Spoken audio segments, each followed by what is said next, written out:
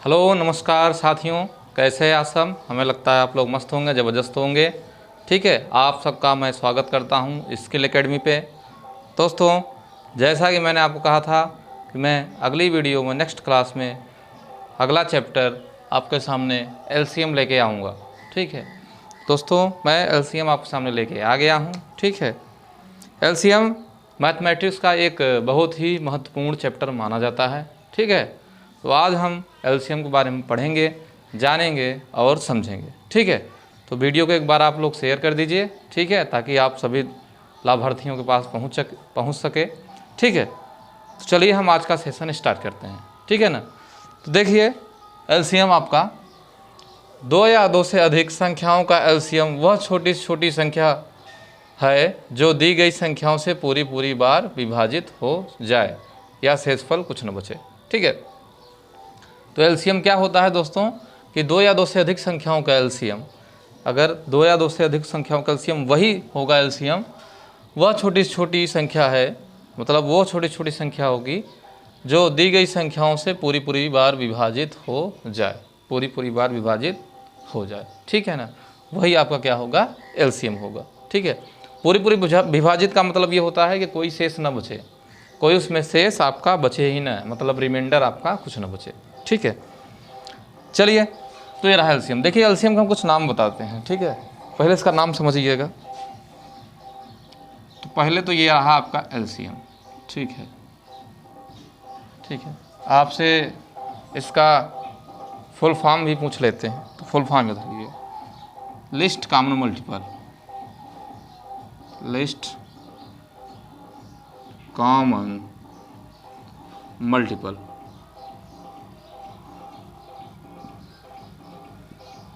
ठीक है, list common multiple. ठीक है, अच्छा, एक नाम ये, मतलब दो नाम आपके सामने, एक नाम ये और ये का नाम आपका ये, या तो एलसीएम कहिए या लिस्ट कॉमन मल्टीपल। ठीक है, अच्छा, और देखिए, इसे बोलते हैं लस, लस भी बोलते हैं। क्या बोलते हैं दोस्तों, लस। अच्छा, कहीं कहीं इसे ल स प भी बोलते हैं, ल स प। ठीक है, लस भी इसे बोलते हैं, इसे ल स प भी बोलते हैं। अच्छा, और देखिएगा, इसे लघुत्तम, लघुत्तम समापवत्य, समापवत्य, इसे लघुत्तम समापवत्य भी कहते हैं। ठीक है, तो ये आपके दोस्तों ये नाम हुए एलसीएम के। ठीक है, फिर से समझ लीजिए, एलसीएम लिस्ट कॉमन मल्टीपल, लस प लघुत्तम समापवत्य। ठीक है, समापवत्य, समापवत्य। ठीक है, ये बोलते हैं। अच्छा, ल से कहाँ से निकला, तो ल से यहीं से, ल से निकला, यहाँ से ल और यहाँ से स, तो बना ल स। ल स प कहाँ से बना, ल यहाँ से निकला, स यहाँ से निकला और प आपका यहाँ से निकला। ठीक है, तो ये बना आपका क्या, ल स प। ठीक है, और सिर्फ ल से बात करें तो ल और स यहाँ पे है। ठीक है, एलसीएम बता दिए, लिस्ट कॉमन मल्टीपल। ठीक है, इसी को बोलते हैं लघुत्तम समापवत्य। ठीक है दोस्तों, तो ये रहा आपका, ध्यान से समझिएगा। कभी कभी इसका फुल फॉर्म और ये सारे जितने नाम दिए हैं ये भी पूछ लिया जाता है, इसमें से कौन सा होगा हमारा। ठीक है, तो ध्यान से समझिएगा। अच्छा, ये बताया मैंने, दो या दो से अधिक संख्याओं का एलसीएम वह छोटी से छोटी संख्या है जो दी गई संख्याओं से पूरी बार विभाजित हो जाए। ठीक है, अच्छा, दो संख्या मैंने लेता हूँ, जैसे मान लीजिए आपके सामने, एक ले लिया 2 और दूसरा ले लिया 3। ठीक है, तो कह रहा है दो या दो से अधिक संख्याओं का एलसीएम, तो मान लीजिए 2 और 3 का एलसीएम वह छोटी छोटी संख्या है जो दी गई संख्याओं से पूरी बार विभाजित हो जाए। तो यहाँ पे हम ऐसी संख्या रखें, ऐसी मिनिमम छोटी से छोटी संख्या रखें कि जो 2 से भी कट जाए और 3 से भी कट जाए। छोटी से छोटी संख्या रखना है, बड़ी से बड़ी नहीं, बड़ी से बड़ी नहीं, छोटी से छोटी मिनिमम एक छोटी संख्या ऐसी रखें यहाँ पे कि जो 2 से भी कट जाए और 3 से कट जाए। तो हम क्या रखेंगे दोस्तों यहाँ पे 6, क्या रखेंगे 6। 6 एक ऐसी छोटी से छोटी संख्या है जो 2 से भी कटेगी और 3 से भी कटेगी और पूरा पूरा कटेगी, पूरा पूरा विभाजित हो जाएगी, रिमाइंडर कुछ नहीं बचेगा, रिमाइंडर एक भी नहीं बचेगा। ठीक है, तो ये रहा यहाँ तक। चलिए आगे चलते हैं अब थोड़ा सा, ये बहुत ही इंपॉर्टेंट है दोस्तों, समझिएगा ध्यान से। ठीक है, चलिए आगे देखते हैं आगे हमारा क्या कह रहा है। ठीक है, अब आती है एलसीएम ज्ञात करने की जो विधि है, एलसीएम को निकालने की विधि है। ठीक, तो एलसीएम को निकालने की आपके पास 2 विधि है। ठीक है, एलसीएम ज्ञात करने की विधि, ज्ञात करने की विधि। ठीक है, विधि, तो एलसीएम ज्ञात करने की मूल रूप से आपकी 2 विधि है। कितनी विधि है? 2 विधि। मैं दोनों विधि लिखता हूँ। ठीक है, तो पहला है आपका इसमें गुणनखंड विधि, गुणनखंड विधि, और दूसरा है आपका भाग विधि। क्या है दोस्तों? भाग विधि, भाग विधि। ठीक है, गुणनखंड विधि पहला और दूसरा है आपका भाग विधि। गुणनखंड विधि में क्या होगा? गुणनखंड विधि में जिस संख्या का हमको एलसीएम निकालना है उसका प्राइम फैक्टराइजेशन करना पड़ेगा। क्या करना पड़ेगा? Prime factorization. ठीक है, और यहाँ भाग विधि में क्या होगा? भाग विधि में हम छोटी से छोटी संख्या से जो जिस संख्या का एलसीएम निकालना रहेगा उसको क्या करते हैं? भाग करते हैं, भाग देते जाते हैं। ठीक है, जैसे पहले 2 से काटेंगे तो 2 से जब कट जाएगा तो फिर उसके बाद 3 से काटेंगे, फिर 4 से काटेंगे, ऐसे ही आपका बढ़ता रहेगा, 5 से, 6 से, 7 से, तब तक काटेंगे जब तक सभी जिन संख्याओं का एलसीएम निकाल रहे हैं उनका आपका वैल्यू 1 नहीं आ जाए। लास्ट में कितना आ जाए? 1 नहीं आ जाए, तब तक हम क्या करेंगे? काटेंगे उसको। चलिए मैं एक क्वेश्चन लेता हूँ, उस क्वेश्चन के माध्यम से गुणनखंड और भाग विधि दोनों को आपके सामने प्रस्तुत करता हूँ। ठीक है, ध्यान से समझिएगा। चलिए एक क्वेश्चन के माध्यम से मैं दोनों गुणनखंड विधि और भाग विधि दोनों का आंसर, दोनों में डिफरेंस, दोनों को निकालने का तरीका मैं आपके सामने प्रस्तुत करता हूँ। ठीक है, चलिए एक क्वेश्चन लेते हैं। जैसे मैं कहूँ यहाँ क्वेश्चन बनाता हूँ। ठीक है, 12, 18 तथा 24 का एलसीएम ज्ञात कीजिए, एलसीएम ज्ञात कीजिए, एलसीएम ज्ञात कीजिए।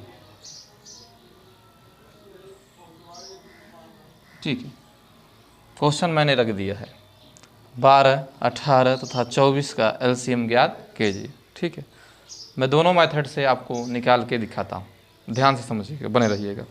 ठीक है, तो पहले मैं बात करता हूँ आपका गुणनखंड मेथड। ठीक है, तो गुणनखंड मेथड में क्या होगा? संख्याओं का क्या करना पड़ेगा? Prime factorization. क्या करना पड़ेगा? Prime factorization. जैसे पहला आपका दिया संख्या का 12, दिया है 18, फिर दिया है 24। ठीक है, यह है आपका। तो इसका करिए प्राइम फैक्टराइजेशन। करेंगे तो 2 दूनी 4 तिहाई 12, इसका प्राइम फैक्टराइजेशन होगा। 18 का 2 तिहाई 6 तिरिक 18, इसका हुआ। अब 24 का 2 दूनी 4 दूनी 8 तिरिक 24। ठीक है, ये हुआ। तो ये है आपका प्राइम फैक्टराइजेशन। 12 का 2 दूनी 4 तिहाई 12, 18 का 2 तिहाई 6 तिरिक 18, 24 का 2 दूनी 4 दूनी 8 तिरिक 24। ये रहा प्राइम फैक्टराइजेशन। प्राइम फैक्टराइजेशन वह होता है जिसमें जो संख्याएं होती हैं वो प्राइम नंबर होती हैं। क्या होती हैं? Prime number.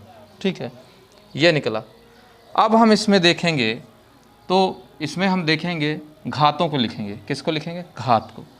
घात को लिखेंगे, ठीक है, कौन कितना पावर होता है। तो देखिए यहाँ 2 कितनी बार? 2 बार आया है, यानी 2 की घात कितनी बार? 2 बार, ठीक है। और यहाँ 3, 3 देखिए 3 एक ही बार आया, 3 एक ही बार आया।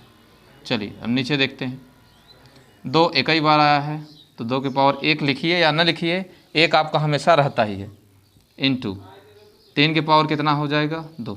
घात समझिएगा, गुणा में घातें जुड़ जाती हैं। तो देखो 1 3 यहाँ, 1 3 यहाँ, इसके भी एक पावर है, इसके भी पावर, तो 1 कितना हो गया? पावर 2। अगला फिर आपका देखिए यहाँ पे 2 की पावर 3 इंटू 3 की पावर 1, समझ गए? 1 2 3 है, तो 2 की पावर 3 इंटू 3 की पावर कितना? 1, ठीक है। फिर से समझिएगा आप लोग, पहले मैंने 12 18 और 24 का प्राइम फैक्टराइजेशन किया, ठीक है, अभाज्य गुणनखंड जिसको आप बोलते हैं। उसके बाद मैंने इसको पावर के रूप में लिखा, ठीक है। पावर के रूप में इसलिए लिखा ताकि हमें आंसर निकालने में आसानी होगी। तो पावर लिखने का तरीका क्या है? देखिए किसी भी कोई भी संख्या है उसके पावर 1 रहता है हमेशा, याद रखिए। कोई भी नंबर दिया गया है तो उसमें अगर कोई पावर नहीं लगा है तो उसमें 1 पावर हमेशा रहता है, ठीक है, छिपा रहता है। तो देखिए यहाँ 1 पावर, यहाँ 1 पावर, यहाँ गुणा में घातें जुड़ती हैं। गुणा में घातें, जैसे 1 पावर हम कहें m इंटू a की पावर n है, ठीक है, ये हमारा एक्सपोनेंट रूल है अलजेब्रिक, ठीक है। तो 1 पावर m इंटू a की पावर n का क्या हो जाएगा? आपका a की power m plus n, a की पावर क्या हो जाएगा? m प्लस n, ठीक है। इसी रूल के हिसाब से मैंने यहाँ पे किया है, ठीक है। तो यहाँ 1 और 2, तो 2 की पावर 2, जितने रहेंगे उतने पावर। 3 है तो 1 ही पावर हो गया, यहाँ 1 ही 2 है तो पावर 1, यहाँ 2 3 है तो पावर 2, 3 के पावर 2, यहाँ 1 2 3, 2 कितने हैं? 3, तो 2 की पावर 3, जितने होंगे उतने ही पावर। यहाँ 3 है तो 3 की पावर 1, ठीक है। अब देखिएगा, अब एलसीएम निकालने का तरीका है कि आप हाईएस्ट जो पावर है उसको लेंगे। किसको? हाईएस्ट पावर को लेंगे, ठीक है, मतलब जिसमें सबसे बड़ी घात होगी हम उसी को लेते हैं, ठीक है। तो देखिए यहाँ पहले 2 को देखिए, 2 की पावर 2 यहाँ है, 2 की पावर 1 है और 2 की पावर 3 है। मैंने बोला हाईएस्ट घात लेना है, बड़ी घात वाली नंबर को उठाना है, ठीक है। तो बड़ी घात वाली नंबर कितना है? 2 के पावर 3 है, क्योंकि यहाँ तो 2 है, यहाँ 1 है, यहाँ कितना है? 3, तो हम इसी को उठाएंगे। तो 2 की पावर कितना हो गया? 3, ठीक है, इंटू। अब नेक्स्ट स्टेप, ठीक है, पहले टर्म देखना कितने हैं, तो 2 ही टर्म इसमें है, एक तो 2 है और एक 3 है। तो मैंने कहा 2 की पावर यहाँ 2 है, यहाँ 2 की पावर 1 है, यहाँ 2 की पावर 3 है। तो मैक्सिमम पावर किस पे ज़्यादा है? सबसे ज़्यादा। तो यहाँ 2 है, यहाँ 1 है, यहाँ 3 है, तो हम किसको उठाएंगे? मैक्सिमम वाले को। तो 3 हो गया। अब 2 ही टर्म है तो दूसरा टर्म हमारा 3 है, क्या है? 3। तो यहाँ 3 की पावर 1 है, यहाँ 3 की पावर 2 है, यहाँ 3 की पावर 1 है। मैक्सिमम पावर उठाना है, तो मैक्सिमम पावर क्या होगा? 3 की पावर 2, तो हो जाएगा हमारा 3 की पावर 2, ठीक है। इसी को हमने सॉल्व करना, इसी को हमने क्या करना है? सॉल्व करना है। 2 की पावर 3 की वैल्यू कितना होती है? 2 इंटू 2 इंटू 2 इंटू 3 की पावर 2 की वैल्यू 3 इंटू 3, ठीक है। ध्यान से समझिएगा, आप ये गलती मत करिएगा कि अगर 2 की पावर 3 है तो इसका मतलब 2 3 6, नहीं बाबू, गलत हो जाएगा। ऐसा नहीं करना, ऐसा करेंगे तो आपका वैल्यू क्या हो जाएगा? गलत हो जाएगा। अगर 2 की पावर 3 है, आप ये सोचे कि 2 का गुणा 3 में हो रहा है, अब 6 आ गया तो गलत हो जाएगा। 2 का पावर 3 का मतलब होता है कि 2 का गुणा आपस में 3 बार किया गया है। 2 को कितनी बार लिखना है? 3 बार आपस में गुणा करके, ठीक है। ऐसे अब गुणा कर, 2 दूनी 4 और 4 दूनी 8, 2 दूनी 4 और 4 दूनी 8, या एक स्टेप सॉल्व करके गले 2 दूनी 4 फिर इंटू 2 ये वाला, फिर 4 दूनी 8, ठीक है। तो इसका वैल्यू कितना आएगा? 2 दूनी 4 दूनी 8 और 3 त्रिक्का 9, 3 त्रिक्का 9, इन्हीं का आपस में गुणा कर देना है। देखिए 2 दूनी 4, रोक दीजिए बिंदु पे, 4 दूनी 8, रोक दीजिए, 8 त्रिक 24, रोक दीजिए, और 24 दियाँ 72, 24 दियाँ 72, तो हमारा आंसर कितना आ गया? 72। तो हमारा एलसीएम कितना आ गया दोस्तों? 72। तो ये मेथड है गुणनखंड मेथड, ऐसे समझिएगा ध्यान से। चलिए अब अगला जो हमारा है भाग विधि, ठीक है। हमें लगता है आप दोस्तों ये समझ गए होंगे। गुणा फिर से देख लीजिएगा, देखिए यहाँ से उठाइए, 2 है, 2 दूनी 4, 4 दूनी 8, 8 त्रिक 24 और 24 तियाँ 72, तो हमारा आंसर कितना? 72 आ गया।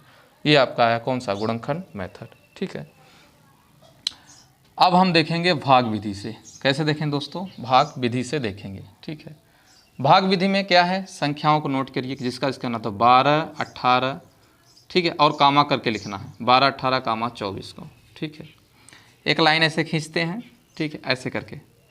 अब संख्याओं को स्टार्टिंग करते हैं। पहले नियम ये कहता है हमारा, अगर एक भी संख्या 2 से कट रही तो पहले 2 से काटेंगे। 2 से काटिए, 2 का काम खत्म हो जाए तो 3 से काटिए, फिर 4 से, 5 से, 6 से, काटते जाइए संख्या को, एकदम काटते जाइए, कोई दिक्कत नहीं, काटते जाइए। ठीक है, तो देखिए 12, 18 और 24, तो पहले स्टार्टिंग कहाँ से करते हैं, 2 से। तो 2 से करेंगे, 2 का भाग 12 में देंगे तो टोटल कितनी बार भागफल नोट करते हैं, जितनी बार पूरा पूरा कटता है तो कितनी बार में जाएगा, 6 बार में। 18 काटेंगे 2 से तो 9 बार में पूरा पूरा जाएगा, और 24 काटेंगे तो 12 बार में। ठीक है, अभी भी देखिए संख्याएं 2 से कटेंगी। अगर एक भी संख्या 2 से कट रही है तो काटेंगे, एक भी है, जैसे 6, 9, 12, इनमें से अगर एक भी संख्या कटेगी 2 से तब भी काटेंगे। 2 से काटेंगे तो 3, यहाँ तो ये 9 तो कटेगा नहीं, जो नहीं कटेगा उसको वैसे ही लिखेंगे, और यहाँ हो जाएगा आपका 6। ठीक है, अब देखिए 3 है, 9 है, 6 अभी भी 2 से कटेगा तो फिर 2 से काटेंगे, तो ये 3, ये 9 ऐसे ही रहेंगे, और ये कटेगा तो आ जाएगा 3। ठीक, अब 2 का काम खत्म। अब देखिए अब 2 से नहीं कटेगा, तो अब हम अगली संख्या यानी 3 से काटेंगे। तो 3 से काटेंगे तो 3 एकन्नम 3, 3 त्रिक्का 9 और 3 एकन्नम 3। पूर्ण भागफल नोट करते हैं भाग देने पर, याद रखिएगा। फिर 3 से काटेंगे 1, 1, 1। ठीक है, लास्ट में आपका कितना आना चाहिए वैल्यू, 1, 1 आनी चाहिए। कितना आनी चाहिए, 1, 1। लास्ट में वैल्यू 1, 1 आनी चाहिए। और ये जो प्राइम फैक्टराइजेशन हुए हैं, इन्हीं का क्या करना है, आपको आपस में मल्टीप्लाई कर देना है। तो एलसीएम बराबर क्या हो जाएगा, 2 गुणते 2 गुणते 2 गुणते 3 गुणते 3। आपस में गुणा कर लीजिए, 2 दूनी 4, 2 दूनी 8, 8 त्रिक 24, 24 तियाँ 72। तो एलसीएम कितना आ गया दोस्तों, 72। तो मैंने आपके सामने गुणनखंड मेथड और भाग विधि, मतलब गुणनखंड विधि और भाग विधि दोनों मैंने आपके सामने रख दिए हैं एक क्वेश्चन के माध्यम से। आप लोग एकदम अच्छे से समझ लीजिए, और ऐसे ही अपने से क्वेश्चन की जो है प्रैक्टिस करिए। ठीक है, अच्छे से। बाकी मैं आगे प्रैक्टिस इस पर कराऊँगा। कल नेक्स्ट वीडियो में कुछ हम और आपके क्वेश्चन देखेंगे, फिर इसके अगले टर्म जो टाइप बाई टाइप चीज़ें हैं उसको हम जानेंगे और समझेंगे। तो ये आपका गुणनखंड विधि से रहा। देखिए संख्याओं का आंसर देख लीजिए, संख्याओं का सेम 72 यहाँ भी और 72 यहाँ भी, क्योंकि क्वेश्चन जब सेम है तो एलसीएम का मेथड चाहे जो लगाइए आंसर आपका सेम ही आएगा। ठीक है, तो ये रहा दोस्तों हमारा, ठीक है, सेशन। तो आज के लिए इतना ही। ठीक है, तो आज की क्लास कैसी लगी कमेंट बॉक्स में ज़रूर बताइए। ठीक है, और इस क्लास को लाइक ज़रूर करिएगा। ठीक है, और ज़्यादा से ज़्यादा अपने दोस्तों में शेयर करिए।